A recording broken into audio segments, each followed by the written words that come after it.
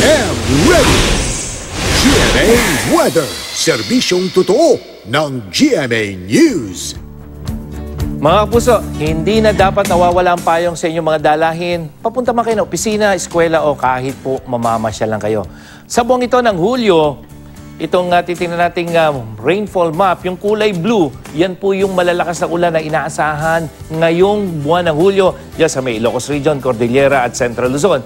Samantalang yung kulay green, yan yung mga normal na dami ng ulan. At kapag Hulyo, mga kapuso, malalakas na ulan dyan sa may western section ng Luzon at Visayas, kaya dapat maging I am ready tayo. Sa ngayon, malakas ang hanging habagat, kaya posible rin po ang ulan kahit na madaling araw umaga dyan sa malaking bahagi ng Luzon at Visayas. At sa rainfall forecast ng Metro Weather, yung mga kulay dilaw at green na yan yung mga ulan na umaga pa lamang maranasan na sa malaking bahagi ng Luzon. At pagdating ng hapon hanggang gabi, may mga thunderstorm ka pa rin at malalakas na ulan yan. Ilocos, Cordillera Region, Central Luzon, lalo na sa mga probinsya ng Palawan at Mindoro. At sa Visayas at Mindanao, meron ding inaasahang mga thunderstorm, lalong-lalo na pagdating ng hapon at malalakas yan yung mga kulay pula at pink na yan.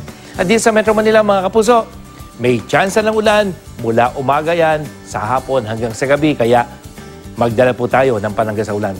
At yan ang latest mula sa GMA Weather. Good morning, mga kapuso. Ako po, si Nathaniel Cruz.